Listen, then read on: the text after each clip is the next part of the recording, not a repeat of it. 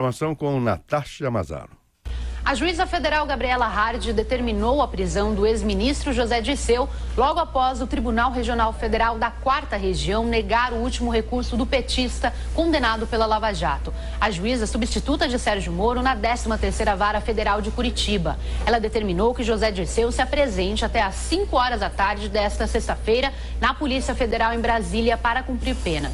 Por unanimidade, os desembargadores do TRF4 negaram o último recurso que, em tese, impediu o retorno à prisão do ex-ministro. O petista é acusado pelos crimes de corrupção passiva, organização criminosa e lavagem de dinheiro em processo que investiga irregularidades na diretoria de serviços da Petrobras. No caso em questão, o ex-ministro é acusado de ter comandado um grupo político que recebeu cerca de 15 milhões de reais em propina da construtora Engevix, oriunda de contratos obtidos por meio de licitações fraudadas. José Dirceu chegou a ficar preso no Paraná entre agosto de 2015 e maio de 2017, quando conseguiu no Supremo Tribunal Federal um habeas corpus para aguardar o julgamento dos recursos em liberdade com tornozeleira eletrônica. A relatora do recurso, Cláudia Cristofanil, rejeitou os argumentos da defesa e foi seguida pelos demais desembargadores. Como o recurso de embargos infringentes exige a presença de uma divergência no julgamento do apelo, não estando presente essa divergência, não há requisito de admissibilidade dos embargos infringentes. No mesmo processo do petista, o TRF4 também rejeitou os recursos do ex-vice-presidente da Engevix, Gerson Almada, e do empresário Fernando Antônio Guimarães de Moura. Além de negar o recurso, a corte determinou a imediata comunicação para a execução provisória da pena. A decisão, em segunda instância, não só manteve a condenação de José Dirceu, como também aumentou a pena de 20 anos e 10 meses para 30 anos e 9 meses de prisão.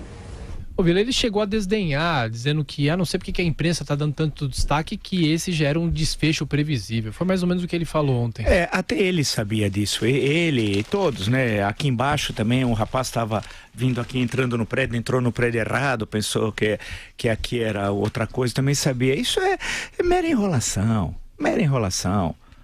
A senhora, quando leu a relatora, falou, olha, não pode, por quê? Porque não há divergência nenhuma, etc. tal. Isso, para uma linguagem mais popular, é para enrolar, para tentar postergar algo que é inevitável. Agora ele vai para a cadeia, cidadão como qualquer outro brasileiro, né? Ele é esperto, ele é um quadro do partido. É importante saber que Zé Dirceu nunca faria, por exemplo, delação premiada. Ele é um quadro do partido. É alguém treinado em Cuba, ele teve o período em Cuba, tem uma forte vinculação com a política secreta cubana, com a polícia secreta cubana, sempre foi considerado um agente de Cuba, tem relações com toda a elite dirigente de Cuba até hoje, né? É um quadro disciplinado, não é um Antônio Palocci, por exemplo. Portanto, nunca farei uma delação premiada, vai ficar até o final. E a questão que se coloca, aí tem a ver com o Brasil. Seria bom que ele cumprisse os 30 anos, mas o brasileiro é muito bonzinho. Então, ele vai usar de todos os artifícios, ou tudo que determina a legislação brasileira. Vai ler todos os livros, eu gostaria que lesse, alguém que lesse o resumo, se eles leem mesmo. Vai ler tudo, vai trabalhar e vai ficar doente. Registrem.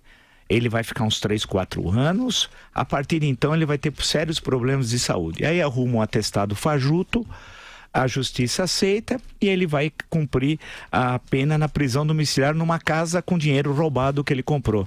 E assim segue a vida, a não ser que nós façamos uma alteração profunda nessa república para acabar com tantas palhaçadas. Uma delas é esse tipo de subterfúgio que os criminosos políticos usam sempre, sistematicamente.